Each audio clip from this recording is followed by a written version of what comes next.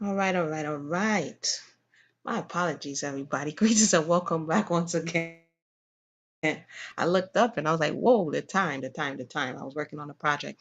But welcome to the conversation. This is Amuna. I pray all is well. If you're back again, already like the channel, you don't know, welcome back. We missed you. Like, subscribe, share the video. And if you're new, welcome. This is Amuna. We do all types, just a little bit more in depth. So today we're going to have another reading. This is going to be The Color Purple. Found another audiobook, so I hope you enjoy those. But you're going to need your pen and your paper because it's going to be a little bit of a book club. A lot of us have seen the movie, myself included, several times.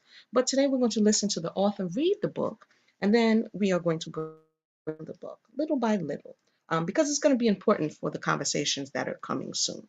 Okay? So, with that said, without further ado or delay, I'm going to go ahead and jump into playing the book. Let me make sure I can be heard. Hold on one second. Before I play the book and have a whole conversation. If you are in the comments section, let me know if you can be heard or if I can be heard. Let me just double check here. Let me double check. One moment before we start. Oh, wait.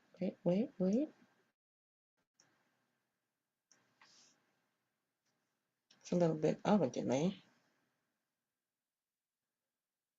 All right, all right, let's jump into it. Yes, we can hear. All right, bless up everybody. Let's get it, shall we? Let's see what's going on here. Share the screen. Get your notepads and your paper because we shall be talking about it, shall we? Hey, greetings to you. What's going on? Everybody can hear. Let me make sure I find the proper. What's going on here? Here we go. Boom.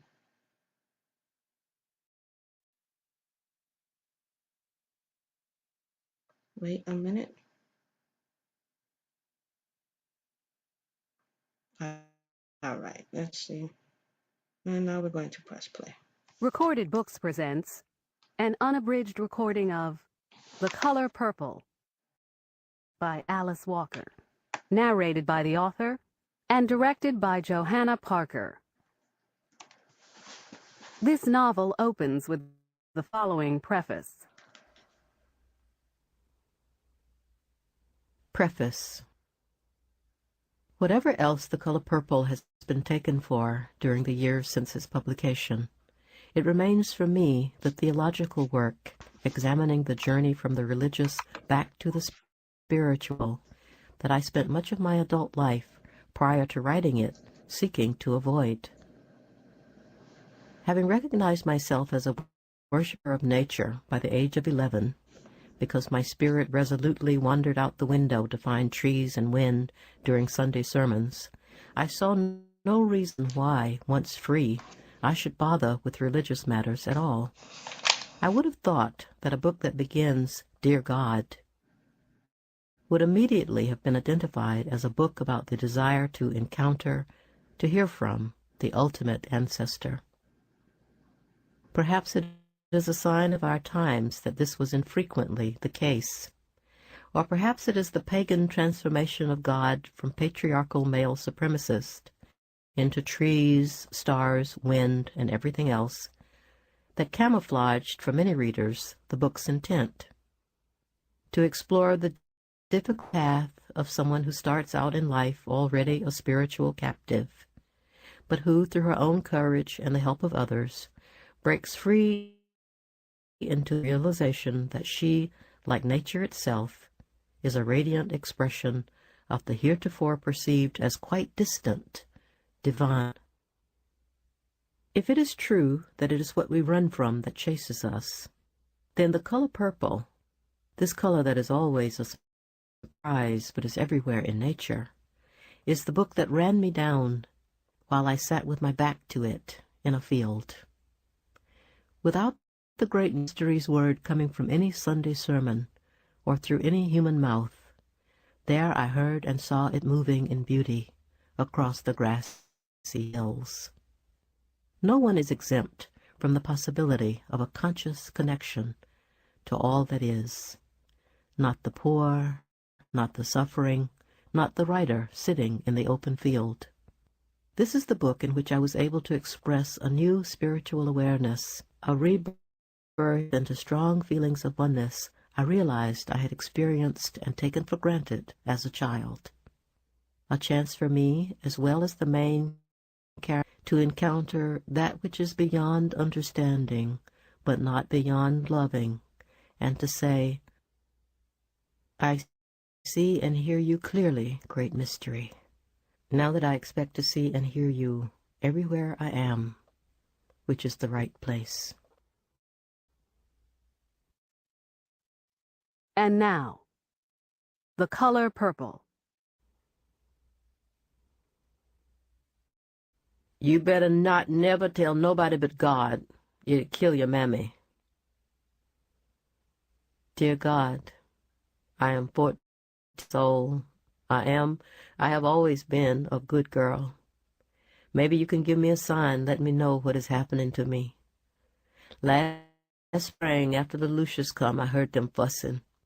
He was pulling on her arm. She say, "It's too soon, Fonzo, I ain't well." Finally, he leave her alone. A week go by, he pulling on her arm again. She said, "No, I ain't gonna. Can't you see I'm already half dead, and all these children?" She went to see her sister doctor over Macon, left me to see after the others. He never had a kind word to say to me. Just say, "You gonna do what your mammy wouldn't." First he put his thing up against my hip and sort of wiggle it around. Then he grabbed hold of my titties. Then he pushed his thing inside my pussy. When that hurt, I cry. He started to choke me, saying, "You better shut up and get used to it." But I don't never get used to it. And now I feel sick every time I be the one to cook. My mama, she fuss at me and look at me. She happy 'cause he good to her now, but too sick to last long. Dear God, my mama dead. She die screaming and cussing. She scream at me, she cuss at me. I'm big. I can't move fast enough. By the time I get back from the well, the water be warm. By the time I get the tray ready, the food be cold. By the time I get all the children ready for school, it be dinner time. He don't say nothing. He sat there by the bed, holding her hand and crying, talking about, "Don't leave me, don't go." She asked me about the first one, whose it is. I say, "God's." I don't know no other man or what else to say. When I start to hurt, and then my stomach start moving, and then that little baby come out my pussy chewing on it fist, you could have knocked me over with a feather. Don't nobody come see us. She got sicker and sicker. Finally she asked where it is. I say, God took it. He took it. He took it while I was sleeping, killed it out there in the woods. Kill this one too, if he can. Dear God, he act like he can't stand me no more. Say I'm evil and always up to no good. He took my other little baby, a boy this time, but I don't think he killed it. I think he sold it to a man and his wife over Monticello. I got breasts full of milk and down myself. He said, "Why don't you look decent? Put on something." But what I'm supposed to put on? I don't have nothing. I keep hoping he finds somebody to marry. I see him looking at my little sister. She's scared. But I say, I'll take care of you, with God help. Dear God, he come home with a girl from round. She be my age, but they married. He be on her all the time. She walk round like she don't know what hit her. I think she thought she'd love it. But he got so many of us, all needing something. My little sister Nettie has got a boyfriend in the same shape almost as Pa. His wife died. She was killed by her boyfriend coming home from church. He got only 3 children, though. He seen Nettie in church, and now every Sunday here come Mister. I tell Nettie to keep at her books. It'd be more than a notion. Taking care of children ain't even yourn. And look what happened to Ma. Dear God, he beat me today 'cause he say I winked at a boy in church. I may have got something in my eye, but I didn't wink. I don't even look at men's. That's the truth. I look at women, though, 'cause I'm not scared of them. Maybe 'cause Mama cussed me, you think I kept mad at her, but I ain't. I felt sorry for Mama. Trying to believe his story killed her. Looking at Nettie, but I always get in his light. Now I tell her to marry Mister. I don't tell her why. I say, marry him, Nettie, and try to have one good year out your life.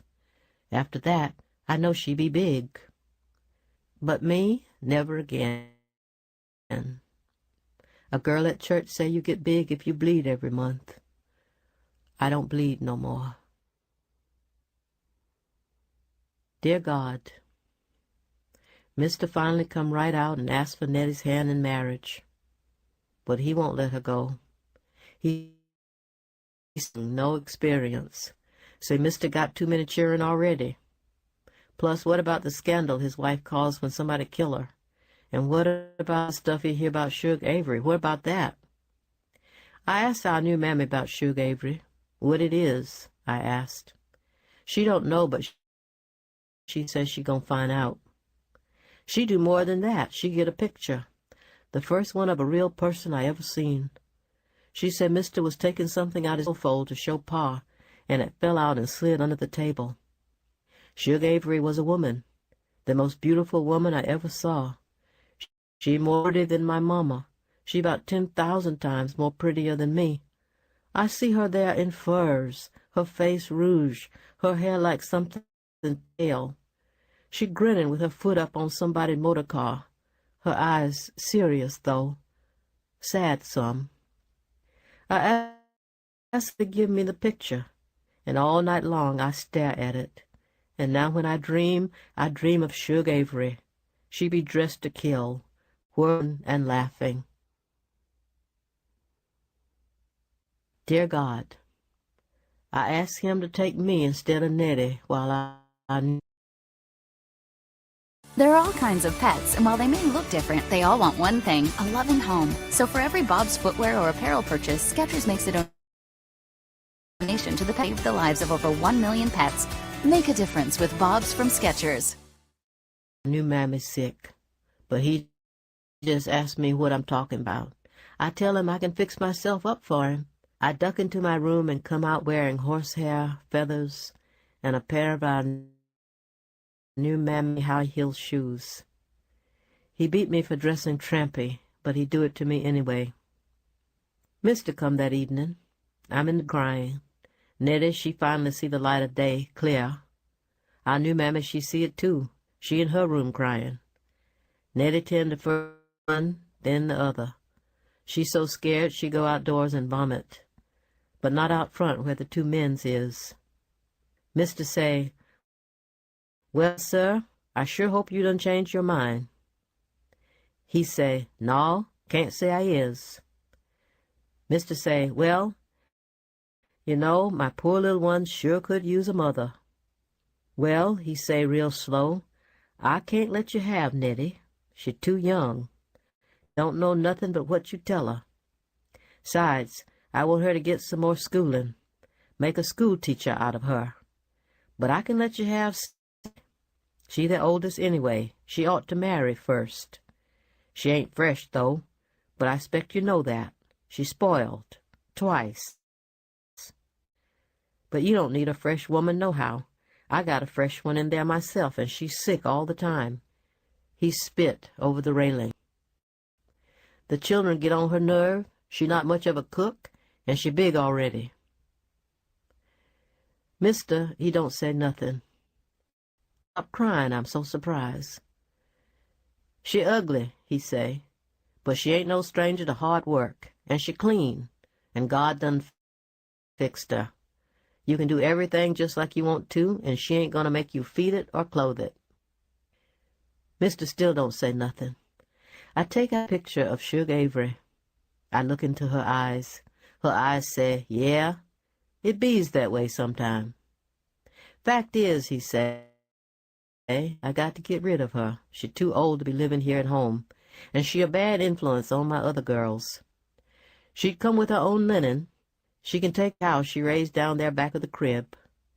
But Nettie, you flat out can't have. Not now, not never. Mr. Fine speak, clearing his throat. I ain't never really looked at that one, he say. Well, next time you come, you can look at her.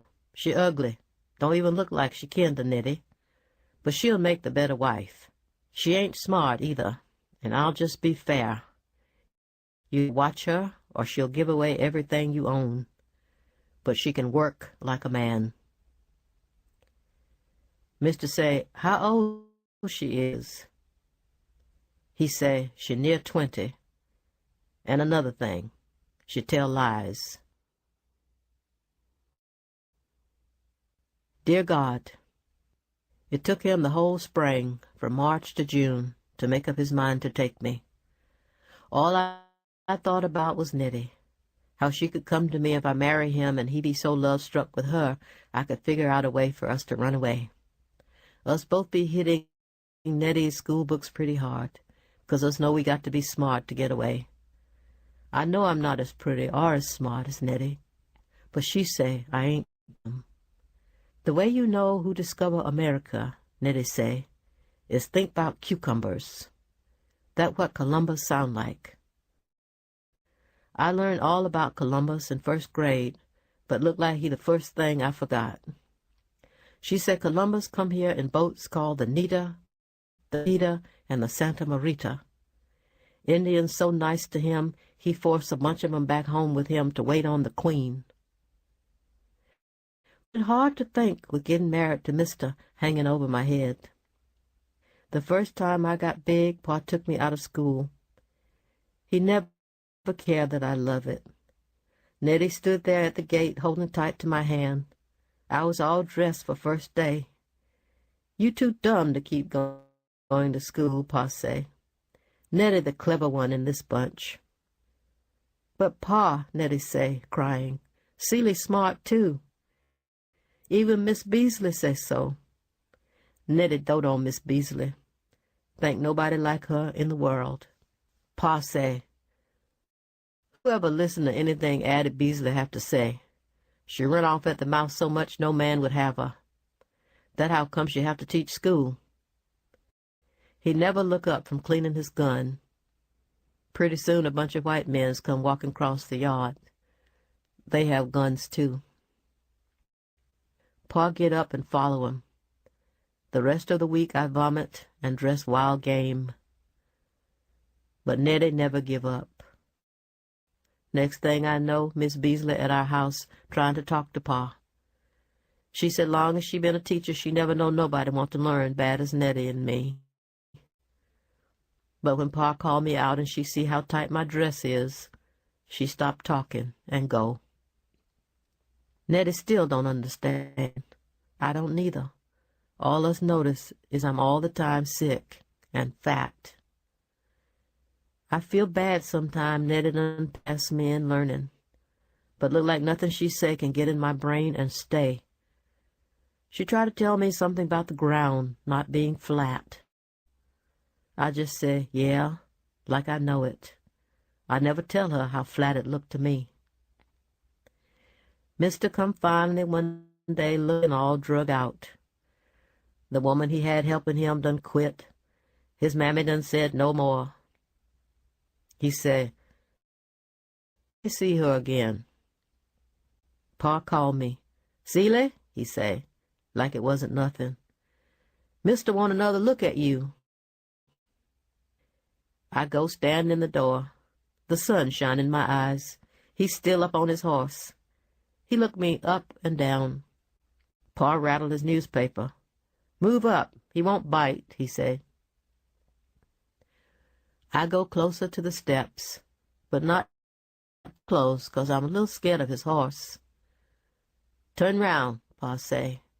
I turn round. One of my little brothers come up. I think it was Lucius. He fat and playful, all the time munching on something. He said, what you doing that for?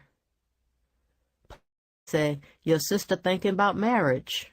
Didn't mean nothing to him. He pulled my dress tail and asked, "Can he have some blackberry jam out the safe?" I said, "Yeah." "She good with cheering," Pa say, rattling his paper open more. "Never heard her say a hard word to nary one of 'em. Just give 'em everything they ask for is the only problem." Mister say, "That cow still coming?" He said, "Her cow." Dear God, I spend my wedding day running from the oldest boy. He 12. His mama died in his arms, and he don't want to hear nothing about no new one. He pick up a rock and laid my head open. The blood run all down between my breasts. His daddy say, "Don't do that," but that's all he say. He got 4 children instead of 3, 2 boys and 2 girls. The girls' hair ain't been combed since their mammy died. I tell him I'll just have to shave it off, start fresh. He said, "Bad luck to cut a woman's hair." So after I bandage my head best I can and cook dinner, they have a spring, not a well, and a wood stove look like a truck, I start trying to untangle hair. They only 6 and 8, and they cry, they scream, they accuse me of murder. By 10 o'clock I'm done. They cry themselves to sleep, but I don't cry. I lay there thinking about Nettie while he on top of me. Wonder if she's safe. And then I think about Suge Avery. I know what he doing to me, he done to Suge Avery, and maybe she like it. I put my arm around him. Dear God, I was in town sitting on the wagon while Mister was in the dry goods store. I seen my baby girl. I knowed it was her. She looked just like me and my daddy. More us than us is ourself. She be tagging along hind the lady, and they be dressed just alike. They pass the wagon, and I speak. The lady speak pleasant. My little girl, she look up and sort of frown. She fretting over something. She got my eyes, just like they is today. I seen, she seen, and she pondering it. I think she mine. My heart says she mine, but I don't know she mine. If she mine, her name Olivia. I embroider Olivia in the seat of all her deities. I embroider a lot of little stars and flowers, too. He took the deities when he took her. She was about 2 months old. Now she's about 6. I climbed down from the wagon and I followed. Quality always matters. And what quality items do I put in my Keto Thrive box? Well, let's take a look. Follow Olivia and her new mammy into a store. I watch her run her hand alongside the counter like she ain't interested in nothing. Her ma is buying cloth. She say, "Don't touch nothing." Olivia yawn. "That real pretty," I say, and help her mama drape a piece of cloth close to her face. She smile.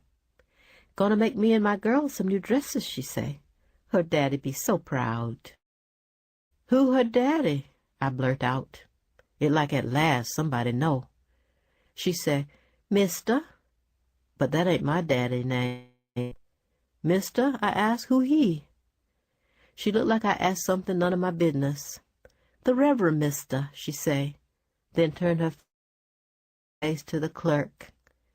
He say, "Girl, you want that cloth or not? We got other customers size you." She say, "Yes, sir. 5 yards, please, sir." He snatched the cloth and thumped down the bolt. He don't measure. When he think he got 5 yards, he tear it off. That be $1.30, he say. "You need thread?" She said, "No, sir." He say, "You can't sew without thread." He pick up a spool and hold it against the cloth. "That look like about the right color, don't you think?" She say, "Yes, sir." He start to whistle. Take $2. Give her a quarter back. He look at me. "You want something, gal?" I said, "No, sir." I trail along behind them on the street. I don't have nothing to offer, and I feels poor. She look up and down the street. He ain't here. He ain't here. She say like she gonna cry. Who ain't? I asked. The Reverend Mister, she say. He took the wagon. My husband's wagon right here, I say. She clam up. I thank you kindly, she say.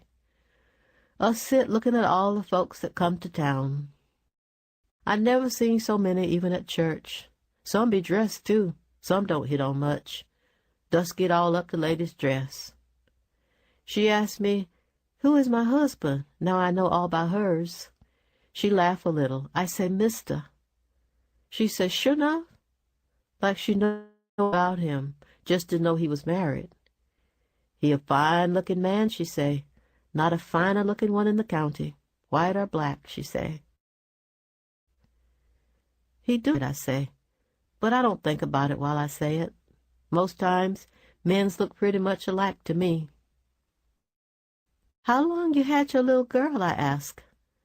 Oh, she be 7, her next birthday. When that, I asked. She think back. Then she say, December? I think, November. I say, real easy, what you call her? She said, oh, we calls her Pauline. My heart knock. Then she frowned, but I calls her Olivia. Why you call her Olivia if it ain't her name, I asked. Well, just look at her, she say, sort of impish, turning to look at the child. Don't she look like a Olivia to you? Look at her eyes, for God's sake. Somebody old would have eyes like that, so I call her Olivia. She chuckled. No, Olivia, she say, patting the child's hair. Well, here come the Reverend Mister, she say. I see a wagon and a great big man in black holding a whip. We sure do thank you for your hospitality. She laughed again, looking at the horses, flicking flies off their rump. Hospitality, she say. And I get it and laugh. It feel like to split my face. Mister come out the store, climb up in the wagon, sit down, say real slow, what you sitting here laughing like a fool for? Dear God, Nettie here with us. She run away from home. She says she hate to leave our stepma, but she had to get out. Maybe find help for the other little ones. The boys be all right, she say. They can stay out his way. When they get big, they gonna fight him. Maybe kill, I say. How is it with you and Mister, she asked. But she got eyes. He's still like her. In the evening, he come out on the porch in his Sunday best. She be sitting there with me, shelling peas or helping the children with their spelling, helping me with spelling and everything else she think I need to know.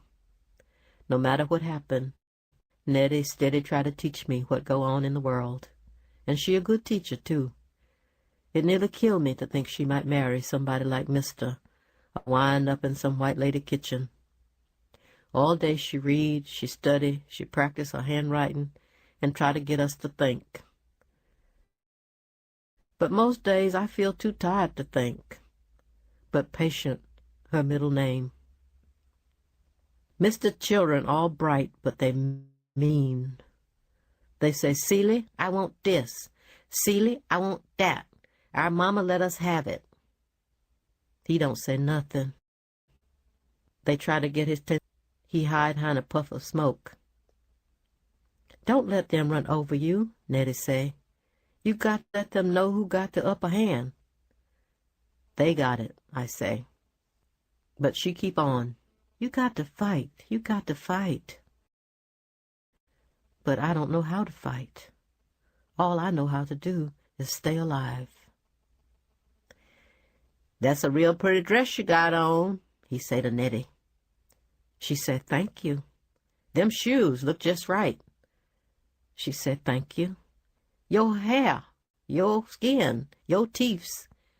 Every day it's something else to make my ration over.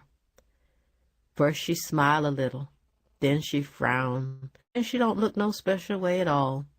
She just stick close to me.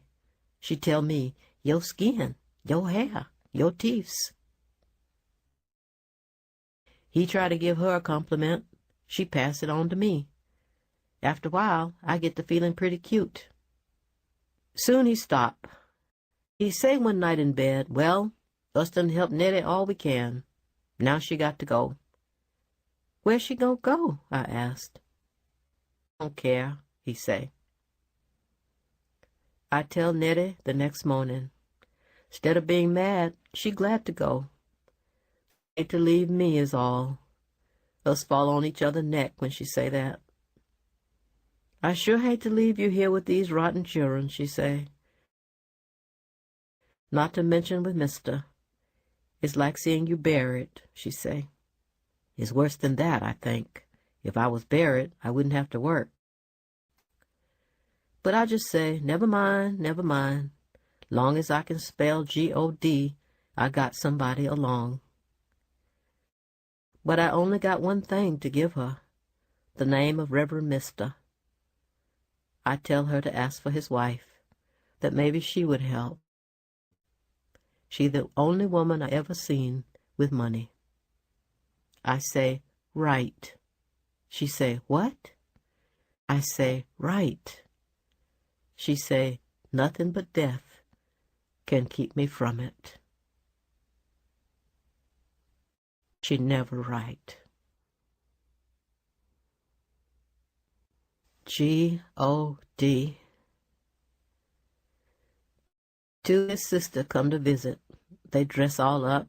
Celie, they say, one thing is for sure. You keep a clean house. It not nice to speak ill of the dead, one say, but the truth never can be ill.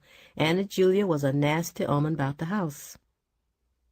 She never want to be here in the first place, said the. Where she want to be, I asked. At home, she say. Well, that's no excuse. The first one, her name Carrie, other one named Kate. When she's supposed to keep a decent house and a clean family. Why, wasn't nothing to come here in the winter time, and all these children have colds, they have flu, they have diarrhea, they have pneumonia, they have worms, they have the chill and fever. They hungry, their hair ain't combed, they too nasty to touch. I touch 'em, said Kate. And cook, she wouldn't cook. She act like she never seen a kitchen. She had never seen his. Was a scandal, said Carrie. He sure was, said Kate. What you mean, said Carrie. I mean he just brought her here, dropped her, and kept right on running after Shug Avery. That's what I mean. Nobody to talk to, nobody to visit. He be gone for days. Then she started having babies, and she young and pretty. Not so pretty, said Carrie, looking in the looking glass, just that head of hair. She too black. Well, brother must like black. Shug Avery black as my shoe. Shug Avery, Carrie say. I'm sick of her. Somebody says she going around trying to sing. What she got to sing about? Says she wearing dresses all up her leg and headpieces with little balls and tassels hanging down, look like window dressing. My ears perk up when they mention Shug Avery. I feel like I want to talk about her my own self. They hush. I'm sick of her too, said Kate, letting out her breath. And you're right about Celia here. Good housekeeper, good with children, good cook. Brother couldn't have done better if he tried. I think about how he tried. This time, Kate come by herself. She may be 25, old maid. She look younger than me, healthy, eyes bright, tongue sharp. Buy Celia some clothes, she said to Mister. She need clothes? He asked. Well, look at her. He look at me. It like he looking at the earth. It needs something? His eyes say. She go with me in the store. I think what color Shug Avery would wear. She like a queen to me, so I said to Kate, something purple. Maybe a little red in it, too. But us look and no purple. Plenty red, but she said no. He won't want to pay for no red. Too happy looking. That choice of brown, maroon, or navy blue. I say blue. I can't remember being the first one in my own dress. Now to have one made just for me. I try to tell Kate what it mean. I get hot in the face and stutter. She say, "It's all right, Celie. You deserve more than this." Are you the parent you always wanted to be? Loving, present. Maybe so, I think. "Harpo," she say, the oldest boy, "Harpo, don't let Celie be the one bringing all the water. You a big boy now. Time for you to help out some." "Women work," he say. "What?" she say. "Women work. I'm a man." "You're a trifling nigger," she say. "You get that bucket and bring it back full." He cut his eyes at me, stumble out. I hear mutter something to Mister sitting on the porch. Mister call his sister. She stay out on the porch talking a little while. Then she come back in, shaking. "Got to go, Celie," she say. She so mad, tears flying every which way while she pack. "You got to fight them, Celie," she say. "I can't do it for you. You got to fight them for yourself." I don't say nothing. I think about Nettie, dead. She fight, she run away. What good it do? I don't fight. I stay where I'm told, but I'm alive. Dear God, Harpo asked his daddy why he beat me. Mister say, "'Cause she my wife. Plus, she stubborn. All women good for." He don't finish. He just tuck his chin over the paper like he do. Remind me of Pa. Harpo asked me, "How come you stubborn?" He don't ask, "How come you his wife?" Nobody asked that. I say, "Just born that way, I reckon." He beat me like he beat the children, except he don't never hardly beat them. He say, "Celie, get the belt." The children be outside the room peeking through the cracks. It all I can do not to cry. I make myself wood. I say to myself, "Celie, you a tree." That's how come I know trees fear. Harpo say, "I love somebody." I said, "Hmm?" He said, "A girl." I said, "You do?" He said, "Yeah, us plan to marry." "Marry?" I say. "You not old enough to marry." "I is," he say. "I'm 17. She 15. Old enough." "What her mama say?" I asked. Ain't talked to her mama. "What her daddy say?" Ain't talked to him neither. "Well, what she say?" "Well, say never spoke." He duck his head. He ain't so bad looking. Tall and skinny, black like his mama, with great big bug eyes. "Where y'all see each other?" I asked. "I see her in church," he say. "She see me outdoors." "She like you?" "I don't know." I wink at her. She act like she's scared to look. "And where her daddy at while all this going on?" "Amen corner," he say. Dear God, Shug Avery is coming to town. She coming with her orchestra. She coming to sing in the Lucky Star out on Coleman Road. Mister going to hear her. He dress all up in front the glass, look at himself, then undress and dress all over again. He slick back his hair with pomade, then wash it out again. He been spitting on his shoes and hitting it with a quick rag. He tell me, "Wash this, iron that, look for this, look for that, find this, find that." He groaned over holes in his sock. I moved round darning and ironing, finding handskers. "Anything happening?" I asked. "What you mean?" he say, like he mad. "Just trying to get some of the hick farmer off myself. Any other woman be glad." "I'm is glad," I say. "What you mean?" he asked. "You looks nice," I say. "Any woman be proud." "You think so?" First time he asked me. I'm so surprised, By the time I say yeah, he out on the porch, trying to shave where the light been. I walk round all day with the announcement burning a hole in my pocket. It pink. The trees between the turnoff to out and the store is lit up with them. He got 'bout 5 dozen in his trunk. Suge Avery standing upside a piano, elbow crook, hand on her hip. She wearing a hat like Indian chiefs. Her mouth open, showing all her teeth, and don't nothing seem to be troubling him. Come one, come all, it say. The queen honeybee is back in town. Lord, I wants to go so bad. Not to dance, not to drink, not to play card, not even to hear Suge Avery sing. I just be thankful to lay eyes on her. Dear God, Mister be gone all night Saturday, all night Sunday, and most all day Monday. Suge Avery in town for the weekend. He stagger in, throw himself on the bed, tired, he sad, he weak, he cry, then he sleep the rest of the day and all night. He wake up while I'm in the field.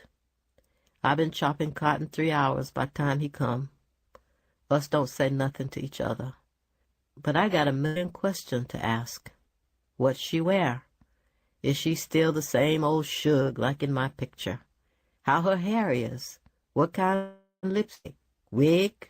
She stout? She skinny? She sound well? Tired? Sick? Where you all children at while she's singing all over the place? Do she miss 'em? Questions be running back and forth through my mind. Feel like snakes. I pray for strength. Bite the insides of my jaws. Mister pick up a hoe and start to chop. He chop about 3 chops, then don't chop again. He drop the hoe in the furrow, turn right back on his heel, walk back to the house, go get him a cool drink of water, get his pipe, sit on the porch, and stare. I follow, 'cause I think he's sick. Then he say, "You better get on back to the field. Don't wait for me." Dear God, Harpo no better at fighting his daddy back than me. Every day his daddy get up, sit on the porch, look out at nothing. Sometime look at trees out front of the house. Look at a butterfly if it light on the rail. Drink a little water in the day, a little wine in the evening, but mostly never move. Harpo complain about all the plowing he have to do. His daddy say, "You're gonna do it." Harpo nearly big as his daddy. He's strong in body, but weak in will. He's scared. Me and him out in the field all day. Sweat, chopping and plowing. I'm roasted coffee bean color now. He black as the inside of a chimney. His eyes be sad and thoughtful. His face begin to look like a woman face. "Why you don't work no more?" he asks his daddy. "No reason for me to," his daddy say. "You here, ain't you?" He say this nasty. Harpo's feeling be hurt. Plus, he's still in love. Dear God, Harpo girl daddy say Harpo not good enough for her. Harpo been courting the girl a while. He say he sit in the parlor with her, the daddy sit right there in the corner till everybody feel terrible. Then he go sit on the porch in front the open door where he can hear everything. 9 o'clock come, he bring home his hat. "Why I'm not good enough?" Harpo ask Mister. Mister say, "Your mammy." Harpo say, "What wrong with my mammy?" Mister say, "Somebody killed her." Harpo be troubled with nightmares. He see his mama running across the pasture trying to get home. Mister, the man they say her boyfriend, catch up with her. She got Harpo by the hand. They both running and running. He grabbed hold of her shoulders, say, "You can't quit me now, you mine." She said, "No, I ain't. My place is with my children." He said, "Whore, you ain't got no place." He shoot her in the stomach. She fall down. The man run. Harpo grab her in his arms, put her head in his lap. Started to call, "Mama, Mama." It wake me up. The other children, too. They cry like their mama just die. Harpo come too, shaking. I light the lamp and stand over him, patting his back. "It not her fault somebody kill her," he say. "It not, it not." "No," I say, "it not." Everybody say how good I is to Mr. Children. I be good to them, but I don't feel nothing for them. Patting Harpo back not even like patting a dog. It more like patting another piece of wood. Not a living tree, but a table, a chifforobe. Anyhow, they don't love me neither, no matter how good I is. They don't mind. Except for Harpo, it won't work. The girl's face always to the road. Bub be out all times of night drinking with boys twice his age. They daddy puff on his pipe. Harpo tell me all his love business now. His man on Sophia Butler day and night. She pretty, he tell me, bright. Smart? No, bright skin. She smart too, think. Sometime us can get her away from her daddy. I know right then the next thing I hear, she be big. Smart, how come she big? I asked. Harpo shrugged. She can't get out the house no other way, he say. Mister won't let us marry. Say I'm not good enough to come in his parlor. But if she big, I got a right to be with her. Good enough or no. We're gonna stay. They got a big place, he say. When us marry, I'll be just like one of the family. I say. Mister didn't like you before she big. He ain't gonna like you 'cause she big. Harpo looked trouble. Talk to Mister, I say. He your daddy. Maybe he got some good advice. Maybe not, I think. Harpo bring her over to meet his daddy. Mister say he want to have a look at her. I see him coming way off up the road. They be just marching hand in hand like going to war, she in front a little. They come up on the porch. I speak and move some chairs closer to the railing. She sit down and start to fan herself with a handsker. It sure is hot, she say. Mister don't say nothing. He just look her up and down. She 'bout 7 or 8 months pregnant, 'bout to bust out her dress. Harpo's so black he thinks she bright, but she ain't that bright. Clear medium brown skin, gleam on it like on good furniture. Hair naughty, but a lot of it, tied up on her head in a mass of plaits. She not quite as tall as Harpo, but much bigger, and strong and ruddy looking, like her mama brought her up on pork.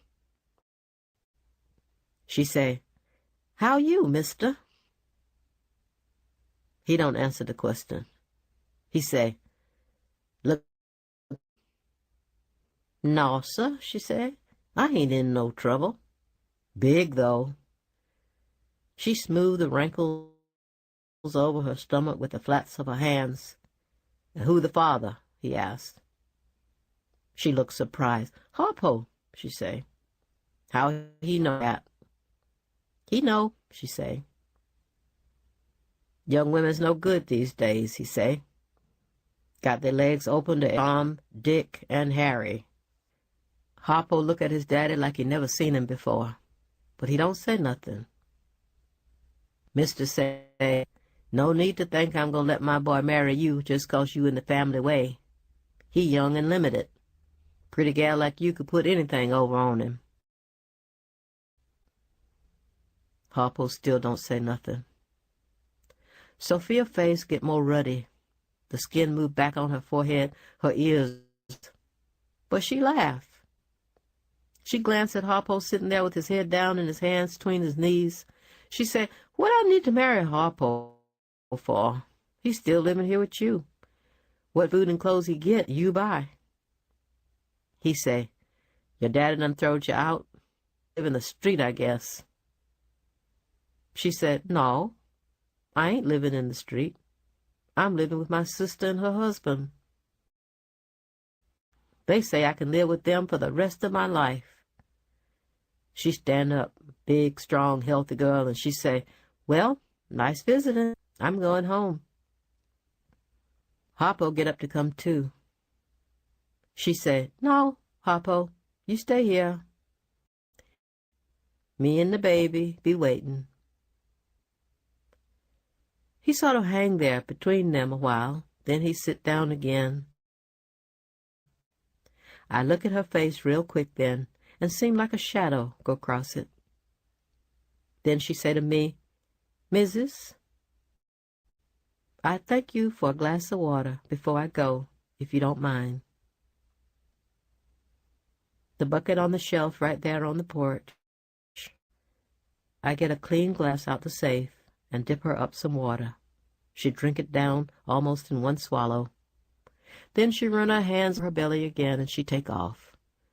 Look like the army changed direction, and she heading off to catch up. Harpo never get up from his chair. Him and his daddy sit there and sit there and sit there. They never talk. They never move. Finally, I have supper and go to bed. Are you the parent you always wanted to be? Loving, present, connected, confident. I get up in the morning and feel like they still sitting there. But Harpo be in the outhouse. Mr. be shaving. Dear God,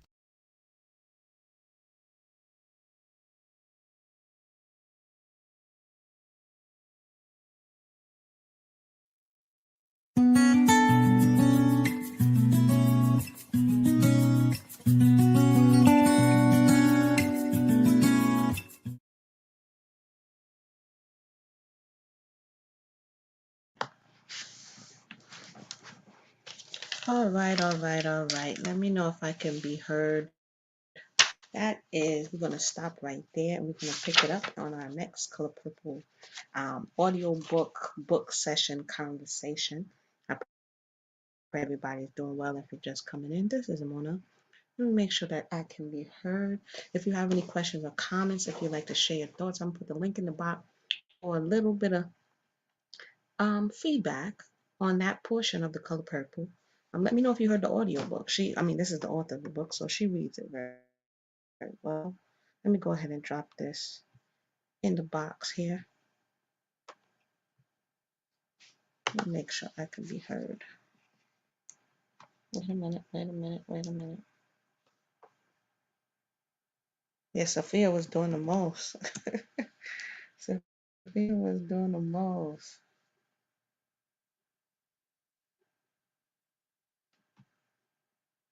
Wait a minute. The link in the box. Oh, you hear me? All right, cool. All right, so I put the link in the box. I typed a lot, y'all. That's my mind goes miles a minute. If y'all be like, why is Amuna typing so much? Because that's how I'll be taking notes for. Because so many things come across my mind. I believe India B asked me in conversation if I started wanting to listen to this collectively because of the thoughts of what Kevin Samuels has been saying, and the answer is yes. If the time we grew up, we probably watched Color Purple a couple of times, right? And that was as a child. And now as we grow up and kind of looking back and someone is pointing to something like doing it for putting the responsibility of the condition or the representation of the community on the world stage and casting all the responsibility on something like this before the conversation gets to that point. I want to be like, okay, let's go back and look at it, because what somebody's going to do is use our lack of remembrance oftentimes to try to spin the narrative here and there. Um, there's a lot of conversation around domestic violence. I tried to cover a couple I tried to cover a couple of the things that I saw come up because when I saw it, I knew it was going to be a problem. So if you can remember back, I actually covered when he starts to discipline because we covered that many years ago on this channel. Every year we do a domestic violence awareness conversation that takes place in October because that's Domestic Violence Awareness Month. And so I can kind of hear the trigger or the grooming or the introductory language that leads to eventually where we are. I'm actually in the process of compiling, getting some clips of some things that he has said. And that's kind of why I was late for this conversation because I got consumed with just the duplicitous nature of his speech, right? So look out for that one. We have T Dawn in the house. I'm gonna add her to the. Hey, shalom, sister. Welcome to the conversation. What was your thoughts on the opening of The Color Purple? Thank you so much, Amuna, for having opening this platform up for people to come and share. I just can't, I can barely take it. I can barely take it. It was just so much to listen to. I mean, I've seen The Color Purple several times, but to hear it in the way that the author penned it was just, it was a lot to hear. And I'll just say this, it's interesting to me what Hollywood decided to pick up and display as quote unquote Black culture. I'm just disgusted by that. Mm-hmm. I'm just wondering, will anybody pick up the book? It's escaping my mind right now, but The Invisible Man. I want somebody to do that book. But that's really all I had to say. Just the basically it was just a lot and I'm here for it. I'm so here for it. And I just want to say all your questions were bars, basically. Just bars. Okay. Thank you so much, Amuna. Don't let me pull out the video when she walked like that. He got bars. I'm sorry every time. Yeah, I mean it's bars, sis, because whew, like you say, it's heavy. We try to spread it out, but the wave is going to be coming with a lot of conversation. And I think a lot of things in this book is missed if we continue or we desire to ignore it or minimalize it or justify it instead of just hearing where was she pulling from, what was her experience. She told us in the preface, she gave us a little understanding. She was pulling from something. I write, right? I write novels. I do. So sometimes when you're writing a certain type of novel, she said book that was chasing her that she didn't want to write, and so that shows us that this had some. It was closer to home than we imagined, right? So to you listen to those who came before you and then negate their experience, that doesn't show that you're actually listening, right? So definitely thank you for that. Stay around, sister. I'm gonna add Queen Zinga to the stream and Nyasha to the screen. Welcome to the conversation. Queen Zinga, you're up next. Can I Hello? be heard? Yeah, Nyasha, go ahead. Yes, I mean, it was very. I also watched The Color Purple a long time ago, but I was a child. But that was heavy, I have to say. I'm just speechless. Mm-hmm. And it's, I don't know, it's just the question I ask myself is, what does it mean to be a woman? When you hear that, and what I found very painful was thinking that you were ugly and you deserved that kind of treatment because you were dark skinned and ugly. I deserved that. That's all I wanted to say. Okay, Hmm. thank you. Thank you so much for that. It's important, like you said, that also was noted in the book on contrasting her to her sister, what the father would say, what people internalize, how they view themselves, the lens in which they saw themselves. All very interesting stuff and points that the author takes. When you write down something, that means you meant to write it. Like you meant to say that. It went through all of these edits and it stayed. That means it was something that you wanted to shine a light on. Like you said, that's interesting. Queen Nzinga, your thoughts so far on the opening of this? It's going to be heavy, so we're definitely going to space it out. I don't know if there's something wrong with your, but go ahead. Maybe you have to go out and come back in again. We can't hear you. That's the link for anybody else who would like to share their thoughts. Let me go over some of my thoughts as we're waiting here. Um, Can I say um, something? What I yes. recognized was the lack of man accountability. Is that men know what their bodies are doing. You can see even in this book. She being pregnant at such a young age. And men not asking another man. I don't know. There is this kind of brotherhood that I see men have no problem holding women accountable. But when it comes to holding another man accountable, there is they're just different. And even women supporting those men behavior.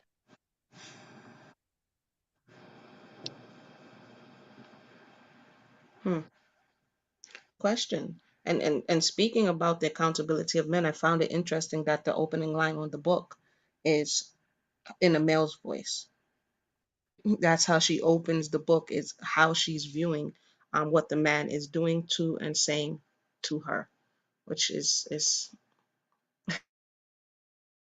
I guess that's why some people will say, I don't want to talk about that. That's casting people. But how does someone tell their story? How are they allowed to tell their story? Accountability, we went over it on this channel, it has to do with making an account about all of the characters who were there and what happened and how it happened, right? Definitely, we see Queen Nzinga back in the house. I'm not sure what's going on with your mic, sis.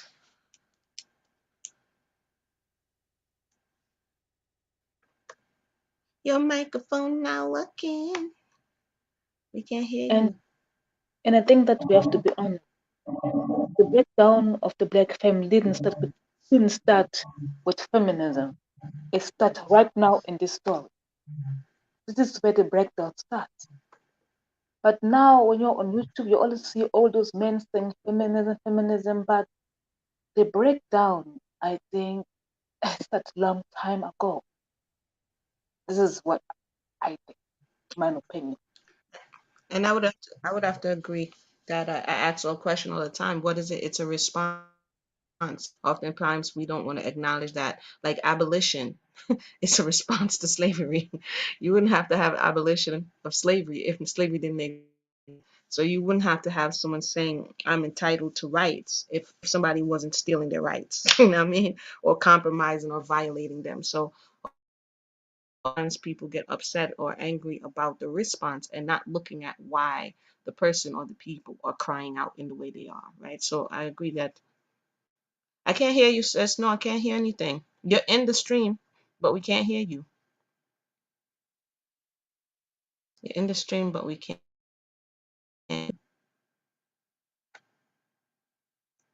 We're just giving some observations. So this is how we're going to do it as we go forward.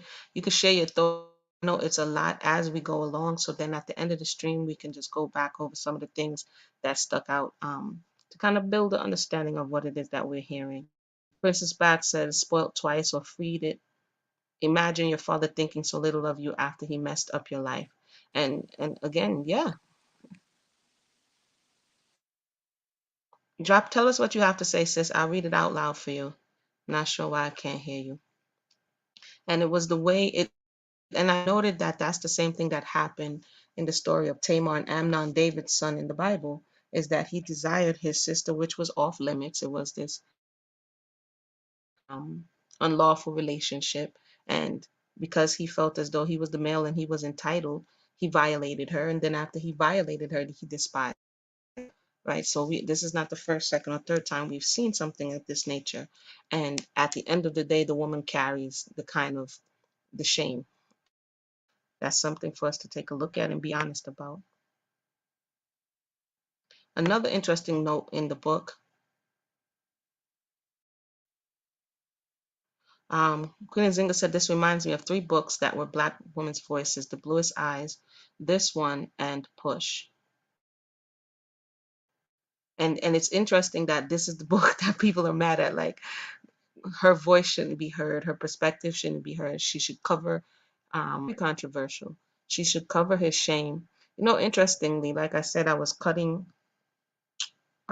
listening. It's difficult, but listening to this Kevin Samuels rhetoric, and he actually stated that he doesn't want to hear about domestic violence, and he doesn't care about the trope of it being underreported, and that if it's not reported and if it's not on record and if you don't go to the police, then you can't talk because he's not going to give you any concessions.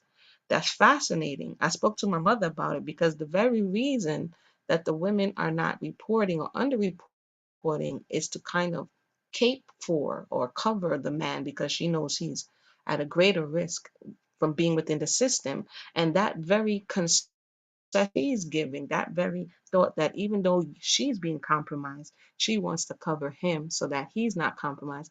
He turns around and says, well, you have done that because you have not allowed him to be accountable, then it's your fault. And at the same time, if you call the police, then it's also your fault. And look at what we have here. Look at what we have here. Men were opposed to this book and film in the 80s. And when we see women in usually associated, yes, that is absolutely true. When you see women in jail, it's usually associated with domestic violence and abuse. And that's true. That is true. That is true. Yeah. So it's a conversation that we're going to continue to have. We're going to pick up where we left off here. Because again, the information is going to be flooding down this way that, as we've heard, domestic violence doesn't exist. He's never seen it. It's not what people are saying. So it's diminish and deny what has happened and what continues to happen in hopes that you can spin the narrative in a different way. Something very, very to say that I covered on this channel, like the man in Tampa. I didn't follow it up. The man in Tampa who, did I cover that one, or was I waiting for the verdict? The one who just defended himself. He killed the wife. He admitted to killing the girlfriend, the baby mother. He admitted to killing her and the handicapped daughter, and proceeded to defend himself in court. And then when he lost, he gonna claim that he's mentally unstable. And then the other that I covered on this channel, who killed his girlfriend, I believe it was, because he claimed that she was going to make his life miserable. All this very, if I'm not sure how you can be on the internet all day and then at the same time pretend that this stuff is not happening, because the stories come out all the time. So with that, I'm not going to stay too long. I'm going to go ahead and finish up the thing that I was doing. Hopefully I'll have it out by tomorrow. It probably won't be tomorrow. I'll probably be back tonight so we can do a second session. I'm going to kind of let it breathe a little bit because this is heavy information. All right. So with that said, everybody, thank you for tuning in and see you again next. Oh, don't forget to like, subscribe, and share. All right. 1.